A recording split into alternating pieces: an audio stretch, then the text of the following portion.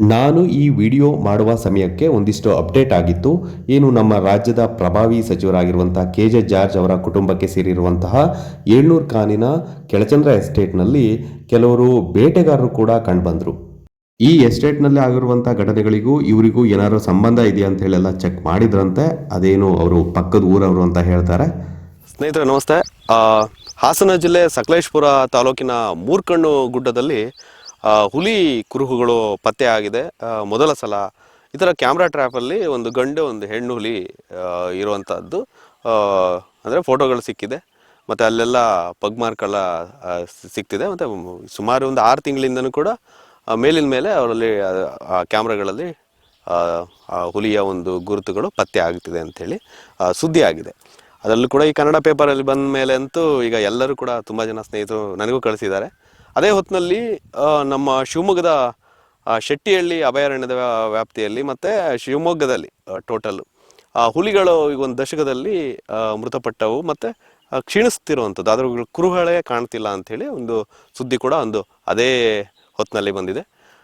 ಇನ್ನೊಂದು ನಮ್ಮ ಚಿಕ್ಕಮಗಳೂರಲ್ಲಿ ಈಗ ನಮ್ಮ ಸಚಿವರ ಜಾರ್ಜ್ ಅವರ ಅವರ ಫ್ಯಾಮಿಲಿ ಒಡೆತನದಲ್ಲಿ ಇರುವಂಥದ್ದು ಒಂದು ಕಾಫಿ ಎಸ್ಟೇಟು, ಕೆಳಚಂದ್ರ ಕಾಫಿ ಎಸ್ಟೇಟ್ ಅಂತೇಳಿ, ಅಲ್ಲಿ ಕೂಡ ಹುಲಿಗಳು ಓಡಾಟ ಸಿಕ್ಕಿದೆ.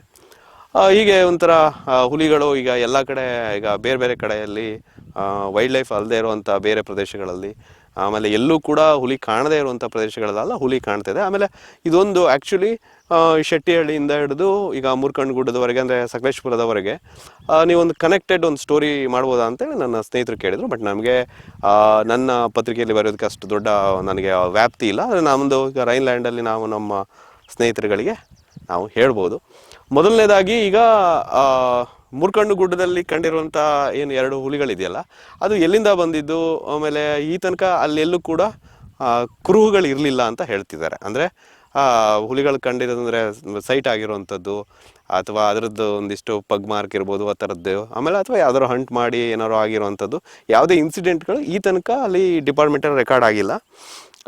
ಹಾಗಾಗಿ ಆನೆಗಳು ಕಾಣ್ತಿದ್ದು ಸಾಮಾನ್ಯವಾಗಿ ಸಕಲೇಶಪುರ ಭಾಗದಲ್ಲಿ, ಈಗ ಹುಲಿ ಕೂಡ ಗುಡ್ಡ ಭಾಗದಲ್ಲಿ ಕಾಣ್ತಿದೆ ಅಂತ. ಮತ್ತು ಆ ಪ್ರದೇಶ ಏನಿದೆಯಲ್ಲ ಅದು ರಿಸರ್ವ್ ಫಾರೆಸ್ಟ್ ಅಲ್ಲ, ಅದು ನಿಯರ್ ಅಂತೇಳಿ ಥರನೂ ಕೂಡ ನನಗೇನು ಅಲ್ಲಿ ಹತ್ರಕ್ಕೆ ರಿಸರ್ವ್ ಫಾರೆಸ್ಟ್ ಕಾಣಿಲ್ಲ. ಮತ್ತು ಈ ಹುಲಿ ಎಲ್ಲಿಂದ ಬಂದಿರ್ಬೋದು ಅನ್ನೋದ್ರ ಬಗ್ಗೆ ಈಗ ಡಿಪಾರ್ಟ್ಮೆಂಟ್ನವರೆಲ್ಲ ಭಾರಿ ಸಂಶೋಧನೆ ಮಾಡ್ತಿದ್ದಾರೆ. ಮೂರ್ಕಣ್ಣು ಗುಡ್ಡದ ವಿಷಯದಲ್ಲಿ ನಮ್ಮ ಒಬ್ಬರು ಸ್ನೇಹಿತರಿಗೆ ನಾನು ಫೋನ್ ಮಾಡಿದೆ ಡಿಪಾರ್ಟ್ಮೆಂಟ್ನಲ್ಲಿ.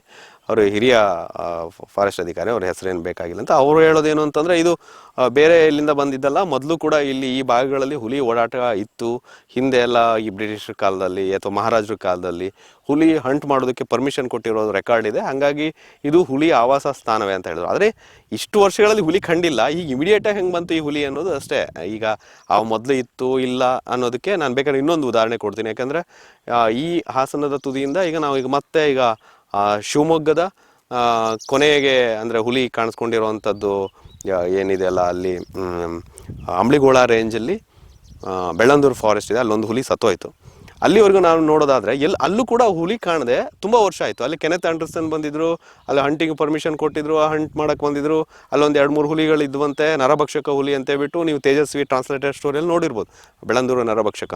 ಅದು ಆದಮೇಲೆ ಎಷ್ಟೋ ವರ್ಷಗಳ ಕಾಲ ಹುಲಿ ಕುರುಹುಗಳೇನು ನಮಗೆ ಕಂಡಿಲ್ಲ. ಯಾಕಂದರೆ ನಾವು ಆ ಭಾಗದಲ್ಲಿ ಬೆಳೆದಿರೋದ್ರಿಂದ ಆ ಥರ ಏನು ಕಾಣಲಿಲ್ಲ. ಹಾಗಾಗಿ ಅಲ್ಲಿ ಹಿಂದೆ ಇತ್ತು ಹುಲಿ, ಹಾಗಾಗಿ ಇದು ಇತ್ತು, ಅಲ್ಲೇ ಏನೋ ಹುಲಿಗಳಿದ್ದು ಯಾರಿಗೂ ಕಾಣಿಸ್ತಿರ್ಲಿಲ್ಲ ಅಂತ ಹೇಳೋಕ್ಕೆ ಬರೋದಿಲ್ಲ. ಮಹಾರಾಜರ ಕಾಲದಲ್ಲಿ ಕೊಟ್ಟಿದ್ರು, ಬ್ರಿಟಿಷರ ಕಾಲದಲ್ಲಿ ಕೊಟ್ಟಿದ್ರು. ಬಟ್ ಈಗ ಆ ಹುಲಿ ಎಲ್ಲಿಂದ ಬಂತು ಅನ್ನೋದಷ್ಟೇ ಪ್ರಶ್ನೆ. ಒಂದು ಆ ಹುಲಿಗಳು ಬಂದಿದ್ದರೆ ಒಂದು ಭದ್ರಾ ನಿಯರ್ ಲೊಕೇಶನ್ ಡೆಪಾಸಿಟ್ ಇರುವಂಥದ್ದು. ಈ ಕಡೆ ಕೊಡಗು ಆ ಭಾಗದಿಂದ ಆ ಥರ ಬಂದಿರೋಕ್ಕೆ ಸಾಧ್ಯ ಇದೆ. ಮೊದಲನೇದಾಗಿ ನಾವೀಗ ಭದ್ರಾದಿಂದ ಬಂತು ಅಂತಂದರೆ ಅಗೇನ್ ಸಕಲೇಶಪುರದಿಂದ ನಿಮಗೆ ಭದ್ರಾ ಏನಿದೆಯಲ್ಲ, ಅದು ನಮ್ಮ ಮೂಡಿಗೆರೆ ಇರ್ಬೋದು ಅಥವಾ ಆಲ್ದೂರು ಇರ್ಬೋದು, ಈ ಭಾಗದಿಂದ ಬಂದಿರಬೇಕು. ಎಲ್ಲೆಲ್ಲಿ ಫಾರೆಸ್ಟ್ ಇದೆ ಹಾಗೆ ಬಂದಿರ್ಬೋದು. ಮೈಗ್ರೇಟ್ ಆಗುತ್ತೆ, ರಾತ್ರಿ ಎಲ್ಲ ಓಡಾಡುತ್ತದು, ಹಗಲು ಜನರು ಕಾಣದೇ ಇರುವಂಥ ಪ್ರದೇಶದಲ್ಲಿ ಇರುತ್ತೆ. ಹೀಗೆ ಅವು ಇರೋದಿಲ್ಲ ಅಂತ ನಾವು ಹೇಳೋಕ್ಕಾಗೋದಿಲ್ಲ, ಹುಲಿಗಳಿರುತ್ತೆ. ಇದು ಸಕಲೇಶಪುರದ ಮೂರ್ಕಣ್ಣು ಗುಡ್ಡದ ಭಾಗದಲ್ಲಿ ಹುಲಿ ಕಥೆ ಇದು. ಅದನ್ನು ಈಗ ಅವರು ಇನ್ನೇನೇ ಥರ ರಿಸರ್ಚು ನನಗೆ ಗೊತ್ತಿಲ್ಲ, ಯಾವ ಥರ ಅದರದ್ದು ಮೂಲ ಹುಡುಕ್ತಾರೆ ಅಂತ. ಹಂಗೆಲ್ಲ ಸಾಧ್ಯ ಇಲ್ಲ, ಆ ಹುಲಿ ಎಲ್ಲಿಂದ ಬಂದಿದ್ದು ಅಂತ ಹೇಳೋಕ್ಕಾಗೋದಿಲ್ಲ. ಭದ್ರಾಯಿಂದ ಹೋಗಿರ್ಬೋದಾ ಅಂತ ನಾವು ಅನ್ಕೊಬೇಕು. ಈಗ ಇನ್ನೊಂದು ಏನು ಅಂದರೆ, ಈಗ ಭದ್ರಕ್ಕೆ ಬರೋಣ. ಭದ್ರಾ ಅಲ್ಲದೆ ಆಚೀಚೆ ಹುಲಿಗಳ ಕಾಣ್ತಾ ಇರೋವಂಥದ್ದು, ಓಡಾಟ ಆಗ್ತಾ ಇರೋವಂಥದ್ದು, ಕೆಲವೊಂದು ಆಘಾತಕಾರಿ ವಿಷಯಗಳು ಕೂಡ ಬರ್ತಾ ಇದ್ದಾವೆ. ಅದರಲ್ಲಿ ಈಗ ಕೆಳಚಂದ್ರ ಎಸ್ಟೇಟ್, ಕಾಫಿ ಎಸ್ಟೇಟಲ್ಲಿ ಆ ಭಾಗದಲ್ಲಿ ಮೊದಲು ಹೆಂಗೆ ಸುದ್ದಿ ಆಗಿತ್ತು ಅಂದರೆ, ಅಲ್ಲೊಂದು, ಅದು ಚಿಕ್ಕಮಗಳೂರು ತಾಲೂಕಿಗೆ ಬರುತ್ತೆ, ಆಮೇಲೆ ಅದು ರೆಗ್ಯುಲರ್ ಫಾರೆಸ್ಟ್. ಅಲ್ಲಿ ಈಗ ಒಂದು ಹುಲಿ ಅದರ ಹೊಟ್ಟೆಯಲ್ಲಿ ಸ್ವಲ್ಪ ಅಂದರೆ ಉರುಳು ಏನೋ ಸಿಕ್ಕಾಕೊಂಡಿತ್ತು, ಅದು ಓಡಾಡ್ತಾ ಇದೆ ಅಂತ ಮೊದಲು ಸುದ್ದಿ ಆಯಿತು. ಅದಾದ ತಕ್ಷಣ ಅದು ಯಾರೂ ನಮಗೆ ಮಾಹಿತಿಗಳು ಕೊಟ್ಟಿಲ್ಲ, ಯಾರು ಆಫೀಸರ್ಗಳು ಕರೆಕ್ಟಾಗಿ ರೆಸ್ಪಾನ್ಸ್ ಮಾಡಿಲ್ಲ. ಅದಾದ ನಂತರ ಈ ಕೆಳಚಂದ್ರ ಕಾಫಿ ಎಸ್ಟೇಟ್ ಏನಿದೆಯಲ್ಲ, ಅದು ಅವರ ಒಂದು ಅಫಿಷಿಯಲ್ ಇನ್ಸ್ಟಾಗ್ರಾಮಲ್ಲೇ ಅವರ ತೋಟದಲ್ಲಿ ಕಂಡಿರುವಂಥ ಹುಲಿಗಳ ಒಂದು ವಿಡಿಯೋವನ್ನು ಹಾಕಿದ್ರು ಅವರ CCTVಯಲ್ಲಿ ಕಂಡಿರುವಂಥದ್ದು. ಈಗ ಕೆಳಚಂದ್ರ ಎಸ್ಟೇಟಲ್ಲಿ ಕೂಡ ಈಗ 2 ಹುಲಿಗಳು ಓಡಾಡ್ತಿರೋದು ರೆಕಾರ್ಡ್ ಆಗಿದೆ. ಅಲ್ಲಿ ಇನ್ನೊಂದು ಹುಲಿ, ಅದೊಂದು ಆಘಾತಕಾರಿ ವಿಷಯ, ಅದೊಂದು ಉರುಳಲ್ಲಿ ಹೋಗಿದೆ. ಅದರದ್ದೆಲ್ಲ ಡಿಪಾರ್ಟ್ಮೆಂಟ್ನವರು ಇನ್ನೂ ಜಾಸ್ತಿ ಕ್ಯಾಮ್ರಾ ಟ್ರ್ಯಾಪ್ ಮಾಡಿಬಿಟ್ಟು ಕೆಲವೊಂದು ಕಡೆ ಅದ್ರ ಮೇಲೆ ನಿಗಾ ಇಟ್ಟಿದ್ದಾರಂತೆ. ಅದು ಏನು ಎತ್ತ ಅಂತೇಳಿ ಅದು ಅವರಿಗೆ ಗೊತ್ತಿದೆ. ಸೊ ಈಗ ಚಂದ್ರದ್ರೋಣ ಪರ್ವತ ಶ್ರೇಣಿಯಲ್ಲೂ ಕೂಡ ಹುಲಿ ಓಡಾಟ ರೆಗ್ಯುಲರ್ ಆಯಿತು. ಈಗ ಮೊದಲೆಲ್ಲ ಇರಲಿಲ್ಲ, ಅಲ್ಲೆಲ್ಲೋ ಕಾಣ್ತಿತ್ತು ಅಂತ ಹಿಂಗೆ ಸುಮ್ಮನೆ ಗಾಳಿ ಸುದ್ದಿ, ಈಗ ರೆಗ್ಯುಲರ್ ಆಯಿತು. ಈಗ ಅಗೇನ್ ಈ ಶಿವಮೊಗ್ಗದ ಕಡೆ ಬರೋಣ, ಶೆಟ್ಟಿಹಳ್ಳಿ. ಈ ಭದ್ರಾಯಿಂದ ಮತ್ತೆ ಎಲ್ಲರೂ ವಿಘಟನೆ ಅಥವಾ ಏನಾದ್ರು ಮೂವ್ ಆಗಿದ್ದರೆ ಶೆಟ್ಟಿಹಳ್ಳಿಗೆ ಬರ್ತವೆ. ಶೆಟ್ಟಿಹಳ್ಳಿಯಿಂದ ಮುಂದೆ ಹೋಗೋದಕ್ಕೆ ಆಗೋದಿಲ್ಲ. ನಮ್ಮ ಸ್ನೇಹಿತರು ಒಬ್ಬರು ಬರ್ತಿದ್ರು, ಶೆಟ್ಟಿಹಳ್ಳಿ ಅಂದರೆ ಶಿವಮೊಗ್ಗದಲ್ಲಿ ಈ ಥರ ಹುಲಿ ಸಂಖ್ಯೆ ಕ್ಷೀಣ ಅಂತ. ಯಾಕೆ ಅಂತ ನಾವು ಮೊದಲು ಅರ್ಥ ಮಾಡ್ಕೋಬೇಕು. ನಿಮಗೆ ಶೆಟ್ಟಿಹಳ್ಳಿ ಬರೋದಕ್ಕೆ ಸಮಸ್ಯೆ ಈಗ ಅಲ್ಲಿ ಹೆದ್ದಾರಿ ಆಗ್ತಾ ಇದೆ, ಈಗ ಡಿಸ್ಟರ್ಬ್ ಇದೆ, ಡೇ ಆ್ಯಂಡ್ ನೈಟ್ ಅಲ್ಲಿ ವೆಹಿಕಲ್ಗಳೆಲ್ಲ ಓಡಾಡ್ತಾ ಇದ್ದಾವೆ. ಈಗ ಅವುಗಳು ಮತ್ತೆ ದಾಟಿ ಈಗ ಶೆಟ್ಟಿಹಳ್ಳಿ ಅಭಯಾರಣ್ಯಕ್ಕೆ ಬಂದು, ಶೆಟ್ಟಿಹಳ್ಳಿ ಅಭಯಾರಣ್ಯದಿಂದ ಮತ್ತೆ ಅಲ್ಲಿ 2 ಹೆದ್ದಾರಿ ದಾಟಿ ಅದು ಇನ್ನೂ ಅಲ್ಲಿ ಕಡೆ ಅಂಬ್ಲಿಗೋಳ ರೇಂಜ್ ಬರುತ್ತೆ. ಆ ಅಂಬ್ಲಿಗೋಳ ರೇಂಜಿಗೆ ಸೇರಬೇಕಾದ್ರೆ ಅಲ್ಲಿ ಸಕ್ಕಾಬಟ್ಟೆ ಊರುಗಳೆಲ್ಲ ಆಗಿದೆ. ಅಲ್ಲಿ ಹೋಗಿ ಅಲ್ಲಿಂದ ಮತ್ತೆ ನೀವು ಬೆಳ್ಳಂದೂರು ಫಾರೆಸ್ಟ್ ಮುಖಾಂತರ ಮತ್ತೆ ಅವು ಸೊರಬ ಮೂಲಕ ಇನ್ನೂ ಎಲ್ಲೋ ದಾಂಡೇಲಿ ಹೋಗ್ತೀವಿ. ಎಲ್ಲ ಭಾಳ ಕಷ್ಟ. ಆದರೆ 2 ವರ್ಷದ ಹಿಂದೆ, 2 ವರ್ಷನೂ ಆಯಿತೋ ಇಲ್ಲ ಹೋಗ್ತೀನಿ, 1.5 ವರ್ಷ ಆಯಿತು, ಅಂಬ್ಲಿಗೋಳ ರೇಂಜಲ್ಲಿ ಒಂದು ಹುಲಿ ಮೃತಪಟ್ಟಿತ್ತು. ಅದು ಇನ್ನೂ ತನಿಖೆ ಆಗಿದೆ, ಅದನ್ನು ಸರಿಯಾಗಿ ತನಿಖೆ ಮಾಡಿಲ್ಲ ಡಿಪಾರ್ಟ್ಮೆಂಟಲ್ಲಿ. ಅದು ಆ ಹುಲಿ ಏನಿದೆಯಲ್ಲ, ಅದು ನಮಗೆ ನಿಜವಾದ ಎವಿಡೆನ್ಸು, ಹುಲಿ ಮೂವ್ಮೆಂಟ್ ಇದೆ ಅಂತ. ಅಲ್ಲಿ ಒಂದು ಹೊಸೂರು ಅಂತ ಒಂದು ಡ್ಯಾಮ್ ಬರುತ್ತೆ, ಶೆಟ್ಟಿಹಳ್ಳಿ ದಾಟಿದ ಮೇಲೆ ಹುಲಿ ಮೂವ್ಮೆಂಟ್ ಬಗ್ಗೆ ನಾನು ಮತ್ತು ಆಘಾತದ ಬಗ್ಗೆ ಹೇಳ್ತಿರೋದು. ಅಲ್ಲಿಗೆ ಆ ಹುಲಿಗಳು ಸ್ಟಾಪ್ ಆಗ್ತವೆ. ಅಲ್ಲಿಂದ ಮುಂದೆ ಹೋಗ್ಬೇಕಾದ್ರೆ ಭಾಳ ಕಷ್ಟ ಇರುತ್ತೆ. ಬೇಟೆಗಾರರಿಗೋ ಏನಕ್ಕೋ ಒಂದು ಹುಲಿ ಸತ್ತೋಯ್ತು. ಅದು ಇವತ್ತಿಗೂ ಅದು ಕರೆಕ್ಟಾಗಿ ತನಿಖೆ ಆಗಲಿಲ್ಲ, ಅದು ಅಲ್ಲಿಗೆ ಬಿಡ್ತು. ಆಮೇಲೆ ಈಗ ನಾನು ಅದೇ ಹೇಳಿದೆ, ಈಗ ಹುಲಿ ಕಾಣ್ತು ಅನ್ನೋದು ನಮ್ಮ ಪತ್ರಿಕೆಯಲ್ಲಿ ಬಹಳ ಖುಷಿಯಿಂದ ಬೆಳೀತಾರೆ. ಹುಲಿ ಆವಾಸ ತುಂಬ ಚೆನ್ನಾಗಿ ಬರ್ತಿದೆ, ಹಾಗೆ ಹಿಂಗೆ ಅಂತ. ಹುಲಿ ಕಾಣ್ತಿರೋದು ಅಂದರೆ ಇರೋ ಹುಲಿಗಳು ಮೈಗ್ರೇಟ್ ಆಗ್ತಿದ್ದಾವೆ. ಈಗ ಎಲ್ಲೋ ಒಂದು ಕಡೆ ಪೊದೆಯಲ್ಲೇ ಅಡಗಿರುವಂತಹ ನಾವು ರಿಸರ್ಚ್ ಪೇಪರ್ಗಳನ್ನ ಓದಿರುವಂಥ ನಾವುಗಳು ಅದು ಗರ್ಜಿಸ್ತಿರುವಂಥದ್ದನ್ನೆಲ್ಲ ನೋಡುವಂಥ ಪರಿಸ್ಥಿತಿ ಬಂದಿದೆ. ಆಮೇಲೆ ಎಲ್ಲದೂ ಕೂಡ ಕಾಡಾಗಿರೋದಿಲ್ಲ, ಎಲ್ಲದೂ ಕೂಡ ರೆಗ್ಯುಲರ್ ಇರುತ್ತೆ. ನಮ್ಮಲ್ಲಿ ಜಮೀನುಗಳಿರುತ್ತೆ, ಖಾಸಗಿ ಜಮೀನುಗಳು, ಅಲ್ಲೆಲ್ಲ ಒಂದು ಹುಲಿಗಳು ಉಪಟಳ ನೀಡ್ತಾ ಇದ್ದರೆ ಅದನ್ನು ಖುಷಿ ವಿಚಾರ ಅಂತ ಹೇಳೋಕ್ಕಾಗೋದಿಲ್ಲ. ಅಲ್ಲಿ ಅವ್ರು ಹೇಳ್ತಿರೋದು ಮೂರ್ಕಣ್ಣು ಗುಡ್ಡದಲ್ಲಿ ಆ ಪೂರಕ ವಾತಾವರಣ ಅಂತ ಎಲ್ಲ ಪತ್ರಿಕೆಯಲ್ಲಿ ಬರ್ದಿದ್ದಾರೆ. ಅದು ಹೆಂಗೆ ಹೇಳ್ತೀರಾ ನೀವು ಪೂರಕ ವಾತಾವರಣ ಅಂತ? ಈಗ ಹುಲಿ ಒಂದು ಓಡಾಡ್ತಿದೆ ಅನ್ನೋದು ಅದು ಬಹಳ ಚೆನ್ನಾಗಿ ಒಂದು ವಾತಾವರಣ ಕ್ರಿಯೇಟ್ ಆಗಿದೆ ಅಂತ ಹೇಳಿಬಿಟ್ಟು ಯಾರೂ ಹೇಳೋಕ್ಕಾಗೋದಿಲ್ಲ. ಹುಲಿ ಕಂಡ ತಕ್ಷಣ ನಮಗೆ NTC ಅವ್ರ ಗೈಡ್ಲೈನ್ಸ್ ಬರುತ್ತೆ, ವರ್ಷ ಮಾನಿಟರ್ ಮಾಡಬೇಕಾಗುತ್ತೆ. ಹೆಚ್ಚು ಹುಲಿಗಳಾದ ತಕ್ಷಣ ಕಾನ್ಫ್ಲಿಕ್ಟ್ ಶುರುವಾಗ್ತದೆ. ಅದಕ್ಕೊಂದು ಇರೋಬರೋ ಫಾರೆಸ್ಟ್ನೆಲ್ಲ ನೋಡಿಬಿಟ್ಟು ಫಾರೆಸ್ಟ್ ಆ್ಯಕ್ಟ್ಗಳನ್ನು ಅಪ್ಲೈ ಮಾಡ್ತಾರೆ ಜನರಿಗೆ. ಈ ಥರ ಎಲ್ಲ ಪರಿಸ್ಥಿತಿ ಇದೆ.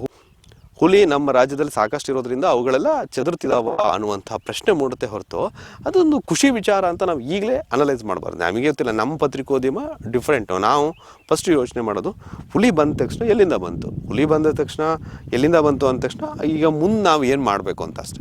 ಆದರೆ ಹುಲಿಗಳೆಲ್ಲ ಬರ್ತಾ ಇರೋದು ನಾವು ತುಂಬ ಸಂಪನ್ನವಾದಂಥ ಪ್ರಾಕೃತಿಕ ಒಂದು ವಾತಾವರಣನ ಕ್ರಿಯೇಟ್ ಮಾಡಿದ್ದೀವಿ ಅನ್ನೋದು ಈ ಪತ್ರಿಕೆಗಳಿಂದ ಒಂಥರ ಬೇಸರದ ಸಂಗತಿ. ಹಾಗಂತ ಈಗ ನಾನು ಶಿವಮೊಗ್ಗದ ಅನ್ವಯಿಸಂಗೆ ಒಬ್ಬರು ಬರೆದಿರೋ ಅಂತ ಹೇಳಿದೆ, ಹುಲಿಗಳ ಸಂತತಿ ಹಿಂಗಾಗಿದೆ ಅಂತ. ಅದಕ್ಕೆ ನಿಜವಾಗ್ಲೂ ಏನು ಅಂತಾರೆ, ಕಾರಿಡಾರ್ ಕಟ್ ಆಗಿದೆ, ಅದು ಓಡಾಡೋಕ್ಕಾಗ್ತಾ ಇಲ್ಲ ಅವುಗಳು ಹುಲಿಗಳಿಗೆ. ಅದು ಬಿಟ್ಬಿಟ್ಟು ಹುಲಿಗಳು ಸತ್ತೋಗಿರೋದ್ರ ಬಗ್ಗೆ ಅವ್ರೇನೋ 3-4 ದಶಕದಲ್ಲಿ ಅಂತ ಹೇಳಿದರು. 3-4 ಅಂದರೆ ಒಂದು ಮಾತ್ರ ಈಗೇನು ಹುಲಿ ಸತ್ತೋಗಿರೋದು ಏನಿದೆಯಲ್ಲ, ಅದು ಅಂಬ್ಲಿಗೋಳದಲ್ಲಿ. ಅದು ನಾನು ಹೇಳೋದೇನು ಅಂದರೆ ಅದು ಪೆಲೆಟ್ ಉಂಡಾಗಿ ಸತ್ತೋಗಿರೋದು. ಇವರು ಮೆಟಲ್ ಡಿಟೆಕ್ಟರಲ್ಲಿ ಅದು ಇದು ಏನೂ ಮಾಡಿಲ್ಲ. ಪೋಸ್ಟ್ ಮಾರ್ಟಮ್ ರಿಪೋರ್ಟಲ್ಲಿ ತುಂಬ ಚೆನ್ನಾಗಿ ಮಾಡಬೇಕಿತ್ತು, ಅದೇನೋ ನನಗೆ ಗೊತ್ತಿಲ್ಲ. ಬಟ್ ಈಗ ನಾನು ಹಾಸನದಿಂದ ಒಂದು ಶೆಟ್ಟಿಹಳ್ಳಿಯಿಂದ ಮುಂದೆ ಅಲ್ಲಿವರೆಗೆ ಅಂದರೆ 3 ಜಿಲ್ಲೆಗಳ ಒಂದು ಸಣ್ಣ ಉದಾಹರಣೆ ಕೊಟ್ಟೆ. ಇದನ್ನು ಆ್ಯಕ್ಚುಲಿ ಎಕ್ಸ್ಪ್ಯಾಂಡ್ ಮಾಡಿಬಿಟ್ಟು ನಾವು ಬರಿಬೋದು. ನಾನು ಹೇಳಿದೆ ನಮಗೆ ಇರೋ ಸೀಮಿತ ಇದರಲ್ಲಿ ನಾನು ನಮ್ಮ ರೈನ್ಲ್ಯಾಂಡ್ ಮೂಲಕ ಅಷ್ಟೇ ಹೇಳ್ಬೋದು ಈ ಥರ ಹುಲಿಗಳು ಕಾಣದಿದೆ. ಆಮೇಲೆ ಇಲ್ಲಿ ಒಬ್ಬ ರಾಜಕಾರಣಿ ನಾನು ಹೇಳ್ದಲ್ಲ ಈ ತೋಟ ಅಂತ ಹೇಳಿಬಿಟ್ಟು ನಮ್ಮ ಚಿಕ್ಕಮಂಗ್ಳೂರಲ್ಲಿ ಅವರೆಲ್ಲ ಏನು ಅಂದರೆ ಅವರೆಲ್ಲ ಎನ್ಕ್ರೋಚ್ ಮಾಡಿದ್ರೆ ಅವರೇ ಖುಷಿಯಿಂದ ಹಾಕೊಂಡಿದ್ದಾರೆ ಹುಲಿ ಕಾಣ್ತಾ ಇರೋದು ನಮಗೆ ಖುಷಿ ಅಂತ. ಅಲ್ಲಿ ಆತಂಕ ಅಂತ ಹೇಳ್ಬಿಟ್ಟು ಕೆಲವು ಸುದ್ದಿಗಳಾಗ್ತಾ ಇದೆ. ಸೊ ನಂಗೆ ಗೊತ್ತಿಲ್ಲ, ಅದಕ್ಕಾಗಿ ಇತ್ತೀಚೆಗೆ ಈ ಸಂಜಯ್ ಗುಬ್ಬಿ ಅವರು ಈ ಶಿವಮೊಗ್ಗದ ಕುವೆಂಪು ಯೂನಿವರ್ಸಿಟಿಗೆ ಬಂದವರು ಆ ಮೀಡಿಯಾದವರಿಗೆಲ್ಲ ಬೈದು ಹೋಗಿದ್ದಾರೆ. ಅವ್ರೇನೋ ಅವ್ರ ಲೆಕ್ಚರ್ ಕೊಡೋ ಸಮಯದಲ್ಲಿ ಅವರೇ ಮೀಡಿಯಾದಲ್ಲಿದ್ದು ಅವರೇ ಬೈದು ಹೋಗಿದ್ದಾರೆ. ಯಾಕೆ ಅಂತಂದರೆ ನಮ್ಮಲ್ಲಿ ಬರುವಂಥ ಹೆಡ್ಡರ್ಗಳು ಮತ್ತು ನಿರೂಪಣೆಗಳು, ಹುಲಿ ಕಂಡ ತಕ್ಷಣ ಆಗೋ ನಿರೂಪಣೆಗಳು. ಆಮೇಲೆ ನಾನು ಹುಲಿ ಬಗ್ಗೆ ಕೇಳೋಕ್ಕೆ ಅಂತ ಹಾಸನದಲ್ಲಿ ಕೆಲವು ಅಧಿಕಾರಿಗಳಿಗೆ ಫೋನ್ ಮಾಡಿದ್ರೆ ಅದು ಏನಪ್ಪ ಅಷ್ಟು ಗೌಪ್ಯವಾಗಿ ಇಡೋವಂಥದ್ದು. ಅದು 2000 ಅದು ಕಳೆದ ವರ್ಷ ಅದು ರೆಕಾರ್ಡ್ ಆಗಿರೋದು ಒಂದು ಫೋಟೋ ನನ್ನ ಹತ್ರ. ನಮ್ಮ ಸ್ನೇಹಿತರು ಯಾರೋ ಕಳಿಸಿದ್ರು, ಡಿಪಾರ್ಟ್ಮೆಂಟಲ್ಲಿ ಯಾರೂ ಕಳಿಸ್ಲಿಲ್ಲ ನನಗೆ. ಅದು ಏನು ಎಷ್ಟು ಗೌಪ್ಯವಾಗಿ ಇಟ್ಕೊಂಡು ಏನು ಮಾಡ್ತೀರಾ ನೀವು, ಅಷ್ಟೆಲ್ಲ ಇರುತ್ತಪ್ಪ. ಓಕೆ, ಇದು ಈ ಹುಲಿಗಳ ಮೂಮೆಂಟ್ ಬಗ್ಗೆ ಮಾತು. Thank you.